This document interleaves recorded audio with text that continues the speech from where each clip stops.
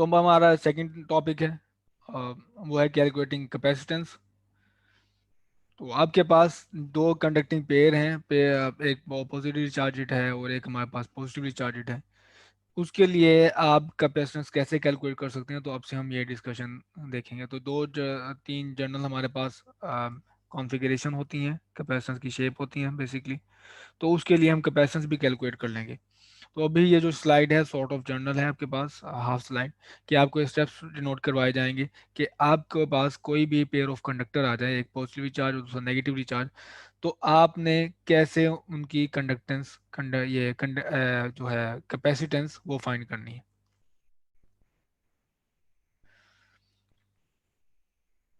तो पहले पहले जो होगा आप ये कर लें कि वोल्टेज फाइंड कर लें, ठीक है। और अगर आपके पास इलेक्ट्रिक फील्ड गिवन है तो आपके पास ये फार्मूला है।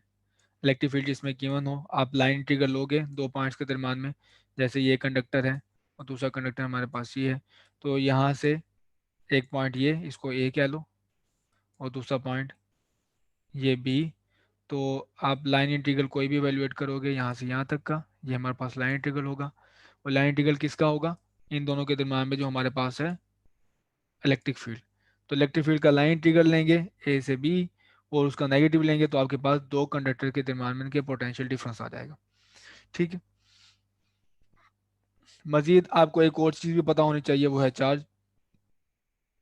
तो अगर आपके पास चार्ज आ जाता है तो फील्ड आ गई तो आपके पास बाकी मसले काफ़ी हल हो जाएंगे। लेकिन अगर आपके पास चार्ज होगा यहाँ पे, तो चार्ज भी आप चार्ज से पोटेंशियल डिफरेंस को डिवाइड करोगे, तो आपके पास इस कॉन्फ़िगरेशन के लिए, इस पेयर ऑफ कंडक्टर के लिए आपके पास कैपेसिटेंस आ जाएगी। तो पहली ये एक्सरसाइज है छोटी सी, वो कर लेते हैं। Single conductor also have capacitance. तो जहाँ पे बात हुई थी पेयर की, तो हमारे पास सिंगल कंडक्टर भी वो कैपेसिटेंस होती है उसकी, ठीक है। तो वो कैपेसिटेंस क्या है? जैसे कि हमारे पास एक स्फेरिकल शेल है, ये शेल है, ये कंडक्टिंग है। जैसे कि आपके पास एक हॉलो कंडक्टिंग बॉल है, ठीक है। एक तो बैरिंग, आपने बैरिंग बॉल देखी थी, लेकिन वो हॉलो नहीं होती हमारे पास। लेकिन यहाँ पे हमने लिया है स्फेरिकल शेल लिया है, तो अंदर से वो हॉलो है, अंदर से वो खाली है। एक बॉल है कंडक्टिंग, और उसका रेडियस है ए। तो इसकी अगर आपने कैपेसिटेंस कैलकुलेट करनी हो तो वो कैसे कैलकुलेट कर सकते हैं? तो पहले मुझे क्या चाहिए, इस डेफिनेशन के मुताबिक मुझे पहले पोटेंशियल डिफरेंस चाहिए, ठीक। तो स्फेरिकल शेल के लिए अगर आपने आपको पता है कि वो अगर कंडक्टर है तो वो पूरा इक्वी पोटेंशियल सरफेस होता है। तो किसी भी पॉइंट पे, एक पॉइंट पे आप पोटेंशियल कैलकुलेट कर लें, तो पूरे आपके पास कंडक्टर का आ जाएगा। तो मैं इसके सरफेस पे कैलकुलेट कर रहा हूँ पोटेंशियल। वो ये है के ई, पूरे सरफेस का चार्ज, जितना भी इस शेल का चार्ज है, वो कैपिटल क्यू, और डिवाइड बाय उसके रेडियस पे। तो ये मेरे पास है किसी स्फेरिकल शेल के लिए, कंडक्टिंग स्फेरिकल शेल के केस में हमारे पास ये पोटेंशियल डिफरेंस होगा उसके सरफेस पे। तो चूंकि वो इक्वी पोटेंशियल सरफेस है, तो किसी भी पॉइंट का सर्फ कंडक्टर के ऊपर पोटेंशियल हमारे पास ये होगा। तो पहला स्टेप हमारा यहाँ पे कंप्लीट हो गया। अब इसके इस कैलकुलेशन में हमने ये सपोज किया है कि इसका जो दूसरा शेल है, दूसरा शेल वो इन्फिनिटी पे है। तो उसका रेडियस है R is equal to infinity, ठीक है। तो स्मॉल शेल आपके पास ए है, और कैपिटल जो आपके पास ये बड़ा शेल है वो हमारे पास उसका radius R approaches to infinity. तो आप सपोज कर सकते हैं कि लेट्स से हमारे पास जो इनर शेल है वो पॉजिटिवली चार्जेस है, और जो आउटर शेल है वो नेगेटिवली चार्जेस है। तो आपके पास इलेक्ट्रिक फील्ड जो स्टोर होंगी इसमें, वो ऐसे कुछ इस तरह से होंगी। मुझे कलर चेंज करना चाहिए।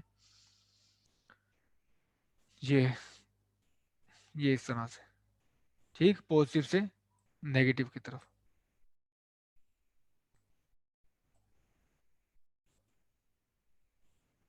तो इस तरह से आप सपोज कर सकते हैं कि इलेक्ट्रिक फील्ड इसकी ये होगी। तो अब आप डेफिनेशन ये यूज़ करें जो मैंने आपको कहा था कि ये डेफिनेशन क्या है, C is equal to Q delta V. तो यहाँ से मैं आपने ये करना है कि रेशो बना लेनी है, और वो होगी क्यू डेल्टा वी। और यहाँ से आप डेल्टा वी को इस तरफ ले आएँ, वो डिवाइड हो जाएगा, ए और के ई को उस तरफ ले जाएं, तो के ई divide by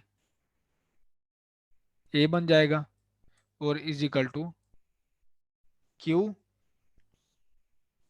divide by delta V.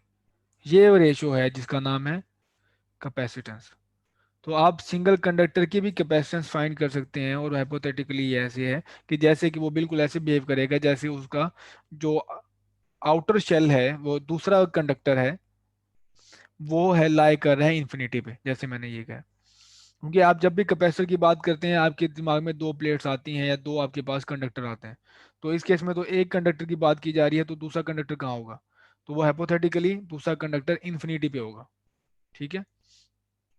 तो इस तरह का प्रोसेस आपको अलाउ करता है कि आप सिंगल कंडक्टर के लिए भी फाइंड आउट कर सकें कि उसका कैपेसिटेंस क्या होगी।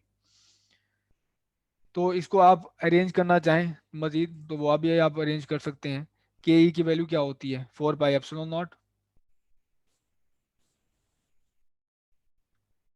तो के ई इज इक्वल टू होता है के ई ए, सॉरी, के ई 1/4 पाई एप्सिलॉन नॉट। और यहाँ पे आप आज अगर वैल्यू पुट करें A divide by 1/4 pi epsilon naught will be equals to 4 pi epsilon not A. तो ये रही कैपेसिटेंस एक स्फेरिकल शेल के लिए। तो ये फार्मूला है जो हम फाइंड करना चाह रहे थे। तो कब in the case of spherical shell the C is equal to 4 pi epsilon not A. तो स्फेरिकल शेल की कैपेसिटेंस फाइंड करने के लिए सिर्फ और सिर्फ आपको उस जो शेल का रेडियस चाहिए सिर्फ। ये 4 भी कांस्टेंट है, पाई भी कांस्टेंट है, एप्सिलॉन नॉट भी कांस्टेंट है, ए भी कांस्टेंट है। तो सिर्फ आपको ए चाहिए जो रेडियस है। अब वो उसको मल्टीप्लाई करके 4 पाई एप्सिलॉन नॉट से कैपेसिटेंस फाइंड करते हैं। तो अगेन स्टार्टिंग में मैंने आपको बताया था सी में सारी की सारी जो ज्योमेट्रिकल पैरामीटर्स हैं वो आएंगे। तो आपको यहाँ पे कोई और चीज़ ना पोटेंशियल नजर आया, आपको यहाँ पे चार्ज नजर आया, ना इलेक्ट्रिक फील्ड का कोई वजूद है इसमें।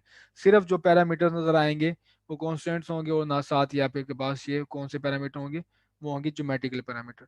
तो रेडियस क्या है इसका, इसकी वो, और ये इसका ज्योमेट्रिकल पैरामीटर है, या फिर इन दोनों के दरम्यान में डिस्टेंस क्या है।